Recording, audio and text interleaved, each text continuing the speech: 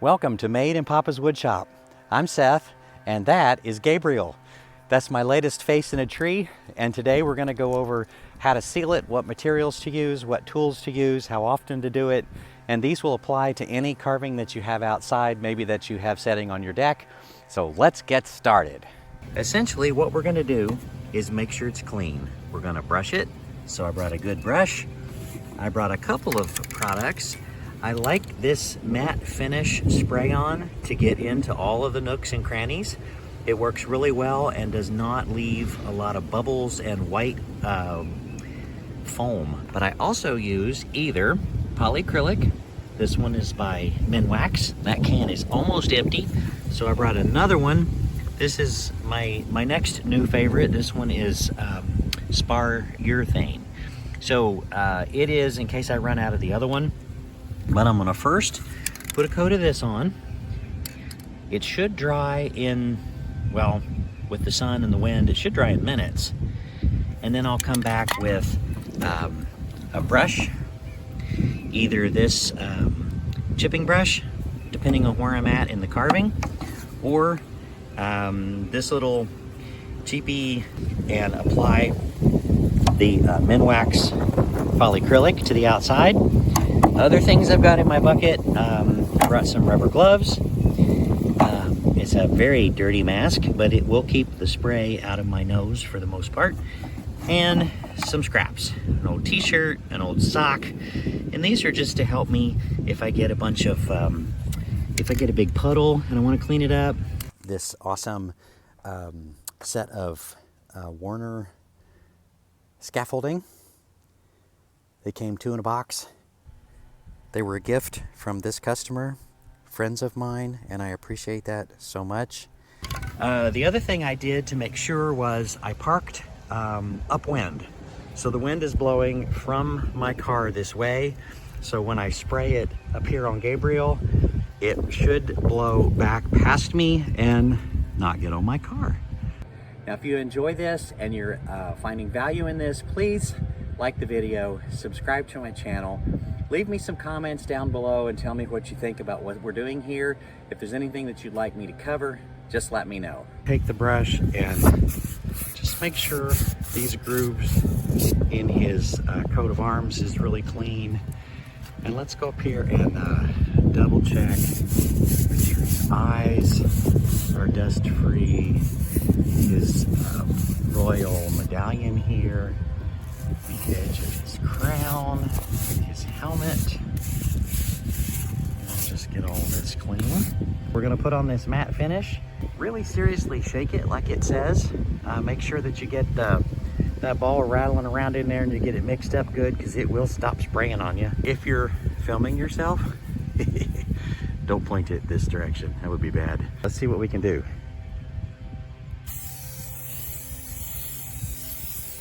So the wind is carrying a good portion of it away, so I'm having to get really close. Spray him down until everything is wet, and then we'll brush. If you were to compare this to the previous shot, you could see that it's quite wet looking. And what I've done here, particularly where the wood is out here on the very edge, if I go this way, you can see how thin it is. I've only cut in to the tree here, maybe 1/4 to 1/2 inch. So this wood here, it's kind of soft, and it absorbs the sealer really, really fast. Then as you get into here where the plate is, and then up into some of the features of the face, like the eyes, we're kind of getting into the heartwood, and it's really hard. So one coat sprayed on really well. Up at the top of his crown, it soaked up a lot of sealer. His beard soaked up a lot of sealer. This portion of it right here, because it's very close to the bark. And then of course, each of his shoulders soaked up a lot of sealer. So now we're gonna give it a little bit of time to dry, let the wind and the sun do its thing. And then I'll come back and put a coat on it with the brush. All right, time to put the gloves on and get to work with the paintbrush. Most of my bubbles are gone. Yay, that's good. So now I'm going to be very, very careful and not stir up too much trouble with each stroke. Start at the top because there will be drips and runs down the sculpture.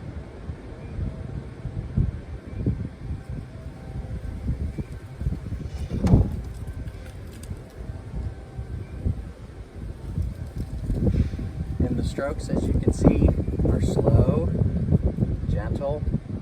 I'm applying a lot of material, but not being aggressive about it at all. And then I go back over the same area gently, just barely touching the surface in order to smooth out any of the bubbles that may have developed. I'm not as concerned when I'm brushing about getting down into the nooks and crannies because I went really heavy with the spray can to get it into the, the deep places where if I, take my brush and I'm doing this and trying to, dab it and jab it and get it in there, it's not going to look very good. It's going to make a lot of bubbles, have a lot of white foam. So I'm trusting the spray can with that, and now I'm going over everything that the brush can get, wants to get, and being gentle.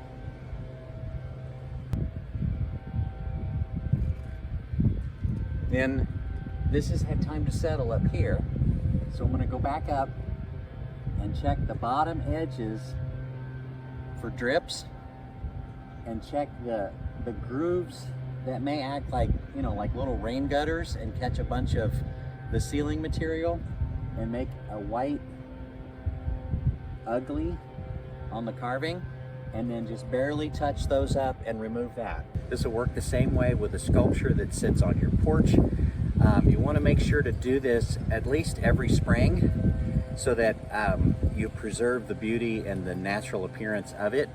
Now, if it's something like you've had a carving done that's like the old man of the sea, for example, and you want it to look deeper in the grooves and the creases and the wrinkles of the face, and you want him to start looking older and older, then let it go. It's in the favor of the beauty of the art to not seal it either at all or not as often.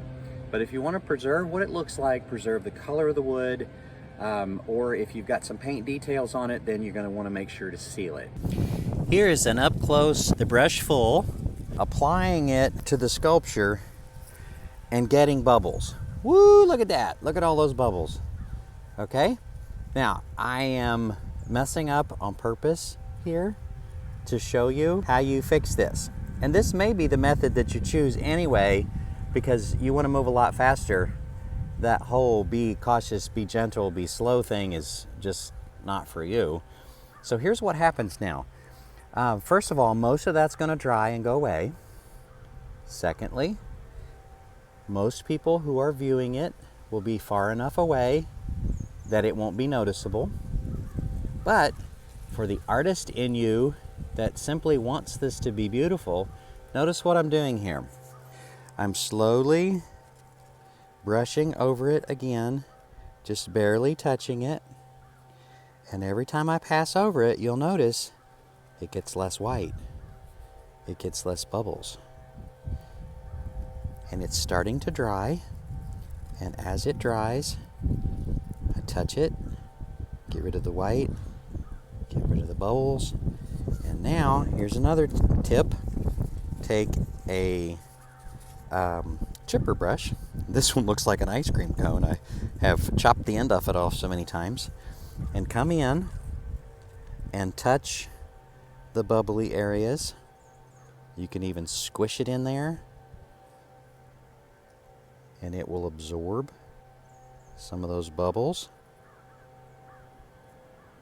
And remember, it's drying, and it's going to be clear for the most part, as long as there aren't big gobs and big bubbles. So don't stress over it looking white without bubbles. And you'll notice how everything is just starting to clear up. Okay, Now I'll come over here to this other eye and show you. Here you'll notice you don't see the white, the bubbles, the streaks, the puddles, and I used the same technique on that side because I wanted to show you what happens if you get a big gob on there, how you fix it, how you clean it up. See over here, see how it's all white and hazy still? But when I come over to this side, it is not as white and hazy because it's drying. And the more it dries, the clearer it's going to get. And as long as it, whoops, look at that. Look at this, a big puddle. Let's get that puddle. So we use this chipping brush and get the bubbles and the puddles. And that's how you can do it faster, and or how you can clean up if you were using the slow method but decided that you'd gotten too much on there. What do? Well, you come back and gently touch it up, and or you use the chipping brush.